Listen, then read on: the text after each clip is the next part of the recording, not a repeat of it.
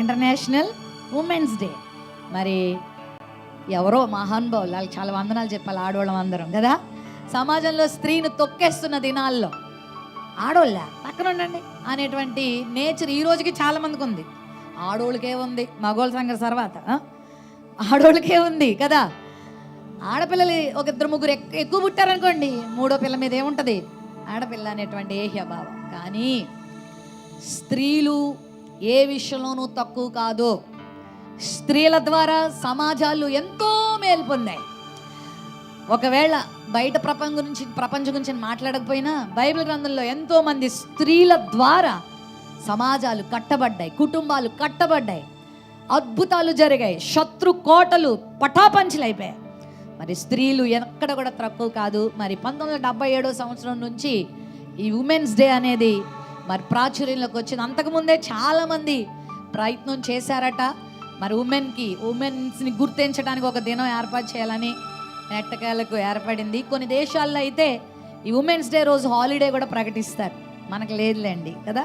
పోలే మొత్తానికి గుర్తింపు అన్న వచ్చింది, సంతోషం. మరి ఈరోజు ఆ ప్రత్యేకమైన మరి అనుభవం కూడా ఉంది. మరి స్త్రీలుగా నేను ఉదయం కూడా చెప్పాను, స్త్రీలు 4 విషయాలు గుర్తుపెట్టుకోండి. మీ వాల్యూని ఎప్పుడు మీరు మర్చిపోవద్దు. మనుషులు పక్కోళ్ళు మీ వాల్యూ తీసినా ఏం పర్వాలేదు. ఒక కరెన్సీ నోట్ని ఎంత నలిపినా దాని వాల్యూ దానికే ఉంటుంది. ఎవరు మీ వాల్యూని తగ్గించినా మీ వాల్యూ ఏమీ తగ్గదు. మీ వాల్యూ దేవుడు మిమ్మల్ని సృజించాడు, దేవుడే మిమ్మల్ని నిర్ణయించుకున్నాడని ఎప్పుడు స్తుతించండి. రెండోది, నో అబౌట్ యువర్ పవర్. మీకు చాలా పవర్ ప్యాక్డ్ మనం అందరం తెలుసా. స్త్రీలేం తక్కువ కాదు. నేను ఎప్పుడు స్త్రీల మీటింగ్లకు వెళ్తే ఒక మాట చెప్తాను, చాలా లోక్తిగా అంటాను, స్త్రీలు చాలా గట్టివారని. ఎందుకంటే పురుషులనైతే దేవుడు మట్టితో చేశాడు, కానీ అవనైనా స్త్రీని దేవుడు దేనితో చేశాడు, గట్టి ఎముకతో చేశాడు. ఎముకలు గట్టిగానే ఉంటాయి కదా, కొన్నిసార్లు పళ్ళు కూడా ఊడిపోతూ ఉంటాయి. సో స్త్రీలు గట్టివారు. ఏదైనా చేయాలనుకున్నారంటే స్త్రీ నిలబడితే చాలు కదా.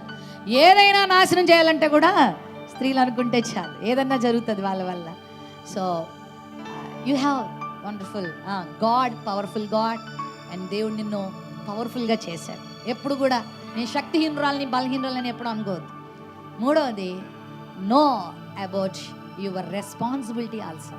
దేవునికి ఒక బాధ్యత ఈ లోకానికి పంపించాడు.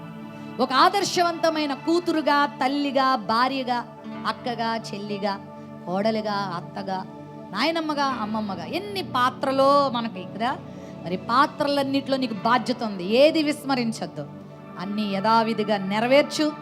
ఆదర్శవంతమైన వ్యక్తికి ఈ లోకంలో మిగులుతావు.